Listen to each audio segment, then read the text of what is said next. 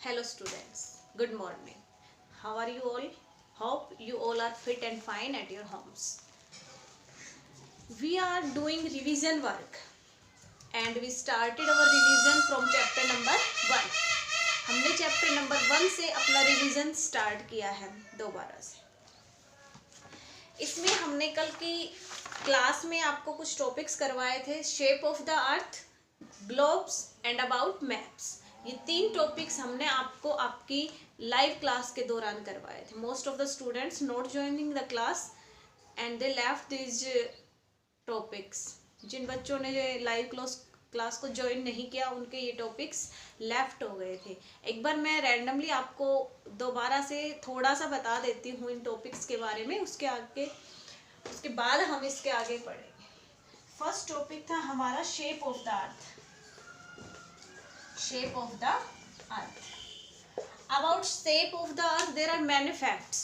कि अर्थ के शेप को लेके बहुत सारे फैक्ट्स थे कि अर्थ राउंड है, स्फेरिकल है, ओवल है या सर्कुलर है, फ्लैट है. अर्थ की शेप को लेके कोई भी प्रूव्ड आइडिया नहीं था. पहले लोग सिर्फ अनुमान लगाते थे कि अर्थ की शेप ऐसी हो सकती है, ऐसी हो सकती है. लेकिन 1519 में एक साइंटिस्ट थे फर्डिनेंड मैगलेन. उन्होंने ये प्रूव किया कि जो अर्थ की शेप है वो स्फेरिकल है. उन्होंने एक स्पेन से उन्होंने अपनी जर्नी स्टार्ट की थी 1519 में. और after 3 years they came back to the same point. 3 साल ट्रेवल करने के बाद वो वापस उसी पॉइंट के ऊपर पहुंचे. तो उन्होंने इस बात से आइडिया दिया कि जो अर्थ की शेप है वो कैसी है, स्फेरिकल है, but flatten at the top and bottom. Slightly flatten, लेकिन जो टॉप और बॉटम्स है, this is spherical shape of Earth. इसके top bottom this side and down this side.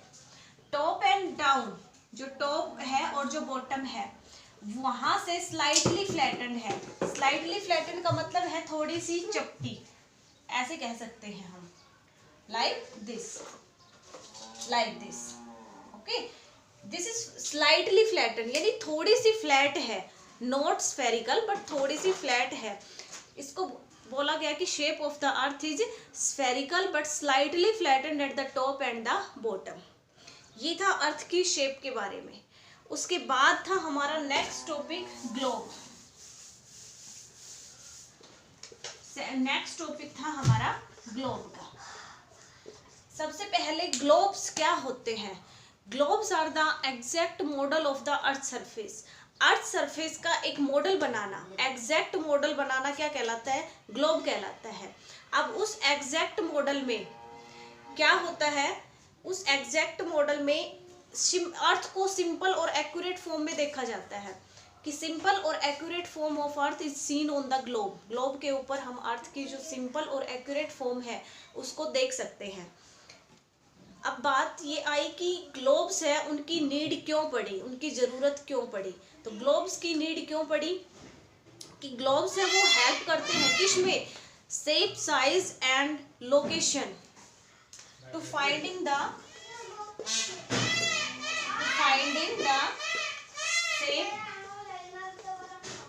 Shape, size and location.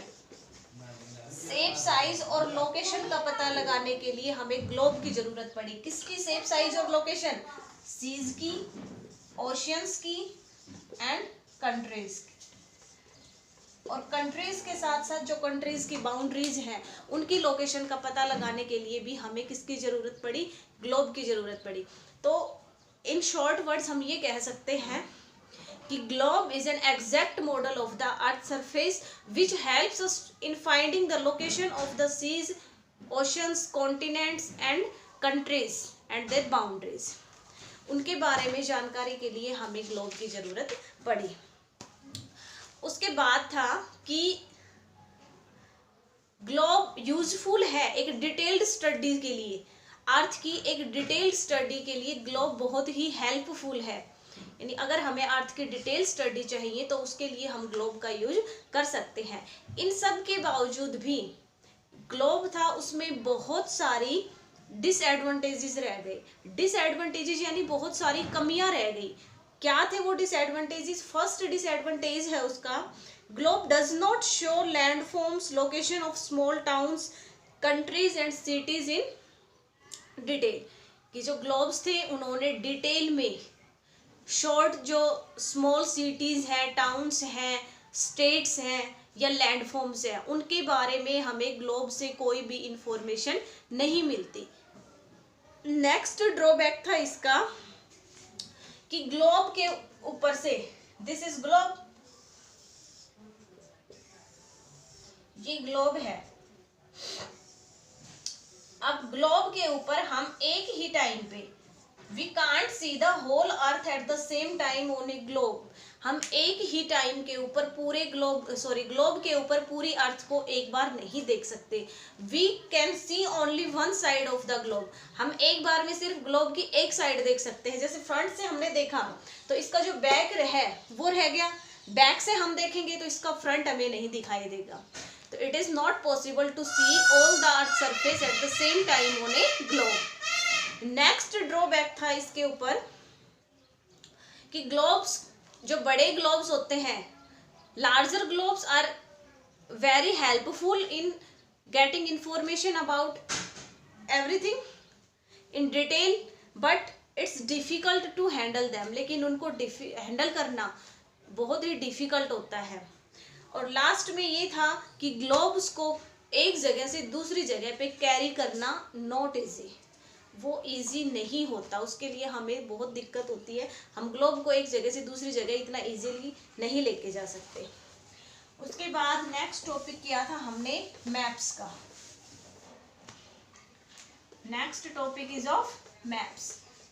Maps क्या थे? Drying of earth, drying of earth on A flat surface.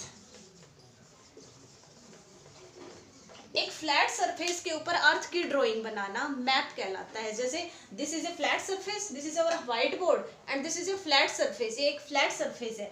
इस flat surface के ऊपर मान लो हम India की ही drawing बना दें, इंडिया का मैप बना दें, इंडिया की ड्राइंग बना दें, तो वो क्या है? मैप है कि हमने एक फ्लैट सरफेस के ऊपर अर्थ की ड्राइंग बनाई है, उसको हम मैप कहते हैं।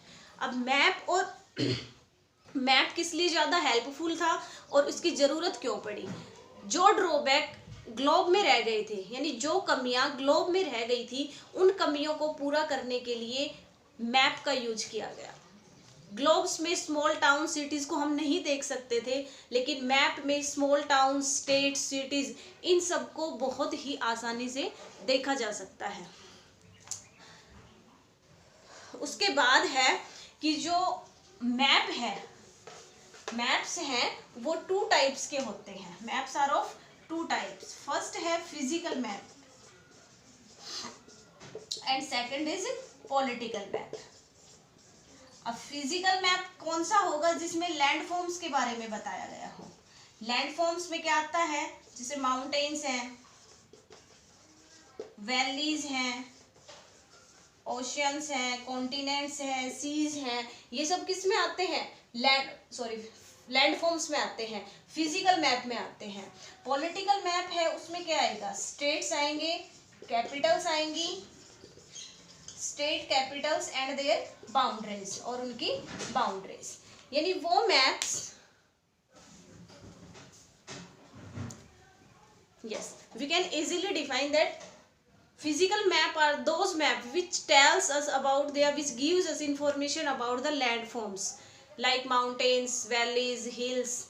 And political maps are those maps which give us information about the state capitals and their boundaries. ये थे टाइप्स ऑफ मैप्स। इनके अलावा फिजिकल और पॉलिटिकल मैप के अलावा हम कुछ और मैप्स का यूज़ करते हैं, जैसे कि हमें रेलवेज देखने हो, रोडवेज देखने हो, सॉइल देखनी हो, डेजर्ट एरिया देखना हो, इनके लिए हम अलग तरह के मैप्स का यूज करते हैं। उसके बाद है कि हमें मैप के बारे में इंफॉर्मेशन मिल गई कि मैप्स में क्या किस लिए हेल्पफुल है, क्या किस किस के बारे में बताते हैं। उसके अलावा जो मेन क्वेश्चन बनता है वो ये है कि how to read a map, हम मैप को कैसे रीड करें। एक मैप हमें बिना कुछ लिखे दे दिया गया, जिसके ऊपर डिफरेंट डिफरेंट कलर्स में, डिफरेंट डिफरेंट साइंस में कुछ बना हुआ है, तो उसके लिए ये ज़रूरी है कि हमें ये पता होना चाहिए कि how to read a map, कि मैप को कैसे पढ़ा जाता है। उसके लिए डिफरेंट डिफरेंट टाइप्स के साइंस का यूज किया जाता है, सिंबल्स का, कलर्स का, डायरेक्शंस का, इनका यूज किया जाता है एक मैप को रीड करने के लिए। तो फर्स्ट है हमारा इसमें साइंस एंड सिंबल्स, कि मैप के ऊपर जो साइंस होते हैं और जो सिंबल्स होते हैं, साइंस एंड सिंबल्स। अब देखिए साइंस एंड सिंबल्स में क्या बताते हैं। It is not possible to show rivers, roadways, railways, temples and schools on a map because it does not have enough space. छोटी छोटी चीजों को, जैसे कौन से एरिया का स्कूल कहाँ पे है, कौन सी सड़क कहाँ से जा रही है, इन छोटी छोटी चीज़ों के बारे में एक मैप के ऊपर नहीं बताया जाता, क्योंकि एक मैप के ऊपर इतना स्पेस नहीं होता है। Therefore, different signs and symbols are used to represent the features on a map. इसलिए इन फीचर्स को रिप्रेजेंट करने के लिए, शो करने के लिए डिफरेंट डिफरेंट टाइप्स के सिंबल्स और साइंस का यूज किया जाता है। For example, state borders are shown using thick dots and dashes, कि जो स्टेट बॉर्डर्स हैं उनको ऐसे डॉटेड एंड थिक डॉट से यूज किया जाता है। जहां पर भी ये सिंबल मिलता है उसका मतलब क्या है, वो क्या है, एक स्टेट बॉर्डर है, एक स्टेट का बॉर्डर है जहां पर हमें ये सिंबल मिलता है। इसी तरह से बहुत सारे, अगर एक प्लेन बाउंड्री मिल रही है हमें, सिर्फ ये मिल रहा है, तो इसका मतलब क्या है, ये एक इंटरनेशनल बाउंड्री है। ये चीजें मैप के ऊपर चेंज नहीं होती हैं, ये सिंबल्स और साइंस फिक्स होते हैं कि ये सिर्फ और सिर्फ ये इन्हीं चीज़ों को डिनोट करेंगे, इनको हम चेंज नहीं कर सकते। उसके बाद कलर्स की बात करें तो मैप के ऊपर डिफरेंट डिफरेंट थिंग्स को डिनोट करने के लिए डिफरेंट डिफरेंट टाइप्स के कलर्स का यूज किया जाता है। जैसे येलो कलर है, येलो कलर है, वो किसको रिप्रेजेंट करेगा, yellow colour always represent deserts. Map के ऊपर जहां येलो कलर दिखेगा it means there is desert. Green colour forest, या हम वेजिटेशन बोल सकते हैं। उसके बाद है ब्राउन कलर, ब्राउन कलर है वो हिल्स या माउंटेन्स के लिए यूज होता है, हिल्स और माउंटेन्स के लिए। उसके बाद आता है blue colour, blue colour water के लिए यूज होता है। ये कलर्स फिक्स हैं, ये सिर्फ इन्हीं चीज़ों को डिनोट करेंगे। ब्लू कलर हमेशा मैप के ऊपर हमेशा वाटर को ही डिनोट करेगा। Yellow colour always denote desert area, brown colour always denotes hills and mountains of particular area. इसलिए ये कुछ कलर्स हैं जो फिक्स होते हैं मैप के ऊपर और ये हमेशा उन्हीं चीज़ों को डिनोट करते हैं। उसके बाद है नेक्स्ट टॉपिक है डायरेक्शंस। नेक्स्ट टॉपिक है हमारे पास डायरेक्शंस का। अब सबको पता है डायरेक्शंस 4 होती हैं, east, west, north and south. 4 directions होती हैं। These are called main directions, these are called main directions. इनको हम मेन डायरेक्शंस बोलते हैं। मेन डायरेक्शंस के अलावा हमारे पास सब डायरेक्शन होती हैं, सब डायरेक्शंस होती हैं और ये भी कितनी होती हैं, 4। सब डायरेक्शंस भी कितनी होती हैं, 4। इसको एक डायग्राम से हम शो कर सकते हैं।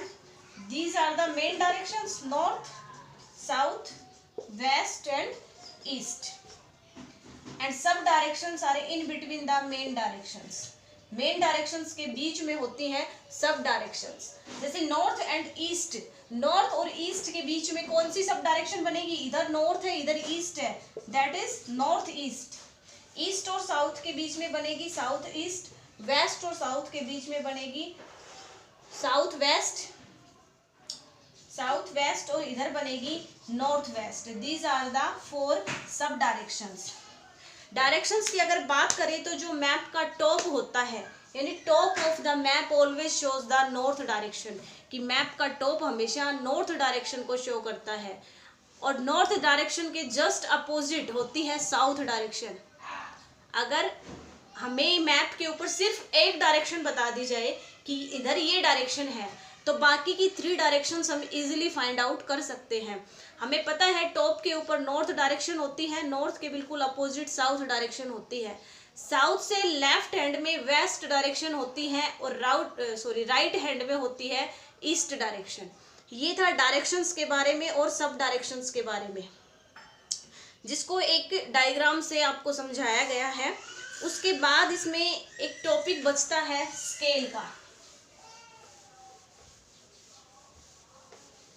डायरेक्शन के बाद एक टॉपिक बचता है स्केल्स का।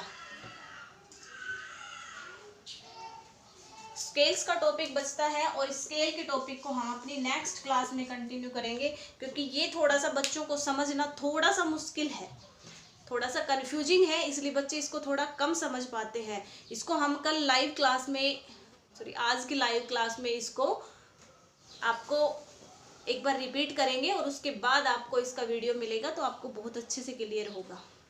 उसके साथ साथ आपने इसके क्वेश्चन हार्डवर्ड्स और वर्ड मीनिंग्स आपने कर लिए हैं। हम करेंगे इसकी एक्सरसाइज और स्केल, दोनों चीज़ें हम अपनी लाइव क्लास के दौरान करेंगे। उसके बाद इसके क्वेश्चन आंसर्स लेफ्ट रहेंगे, वो हम अपनी नेक्स्ट क्लास में डन करेंगे। Thank you.